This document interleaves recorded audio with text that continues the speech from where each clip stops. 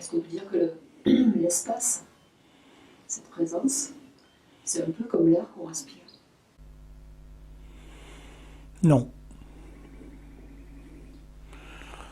Non, pour une raison très simple, c'est que l'air qu'on respire, comme tu viens de le dire, c'est de l'air qu'on respire. C'est quelque chose, l'air, n'est-ce pas? Et on le respire. L'air qu'on respire, si tu veux, l'air qu'on respire, c'est un objet. Et celui qui le respire aussi est un objet, n'est-ce pas? Ce qui respire l'air extérieur, en quelque sorte, c'est le corps et tout son fonctionnement, quoi. Et la preuve en est que les deux sont perçus. L'air qu'on respire pourrait être perçu. Dans l'acte même de la respiration, par exemple dans l'inspiration est un mécanisme perçu. Ce qui respire, le corps, est perçu. L'air qu'on respire et l'activité de respirer, en quelque sorte, c'est le déploiement, en quelque sorte, d'une fonction ou de différentes fonctions objectives qui peuvent être ainsi observées. La conscience, en quelque sorte, c'est ce qui perçoit. C'est à la fois ce qui perçoit l'air qui est respiré, c'est aussi ce qui perçoit l'action même de respirer, et c'est ce qui perçoit le corps qui respire.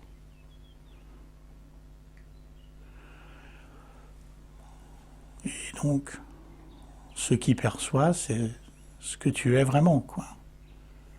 Et donc, ce qui perçoit, ce n'est donc pas le corps, parce que justement dans cet exemple de la respiration, ce qui respire, c'est le corps. Et le corps est perçu. Donc, le corps respire, d'accord, mais il n'est pas ce qui perçoit la respiration, il fait précisément partie de ce qui est perçu, ainsi que tout l'ensemble de ce mécanisme. Par contre, l'ensemble de ce mécanisme, il est utile d'un point de vue fonctionnel pour la bonne marche des choses, la fonction respiratoire, mais l'ensemble de ce mécanisme peut, lorsqu'on s'y intéresse et lorsqu'on est en quelque sorte éveillé à cette réalité, peut avoir un autre sens.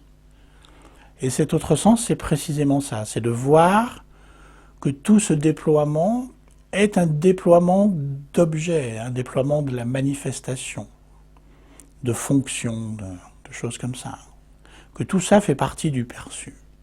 Et lorsque tu vois clairement, sans te focaliser sur aucun de ces aspects, mais lorsque tu vois clairement et très simplement et naturellement que tout cela est juste simplement perçu, ça te renvoie presque à l'insu de ton plein gré, si je puis dire, à ce qui perçoit. Autrement dit, la perception claire de ce qui est perçu, sans se focaliser sur aucun de ces aspects, nous renvoie à la réalité de ce qui perçoit. Et ce qui perçoit est donc ce que nous sommes, et c'est conscience.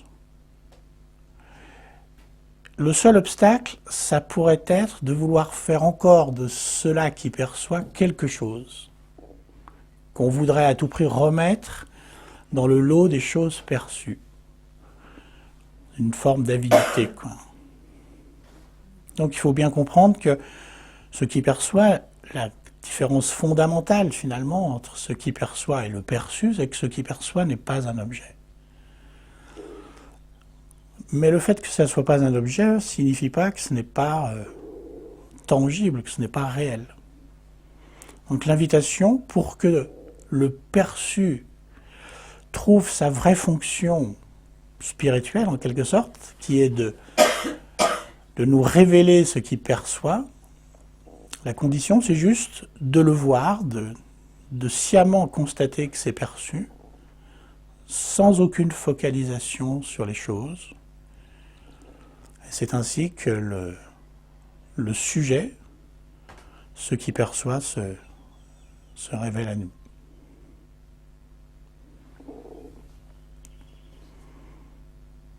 Et l'invitation, c'est de voir ça en permanence, quand nous le souhaitons. C'est toujours disponible. Finalement, l'exemple de la respiration est bon, parce qu'on respire tout le temps.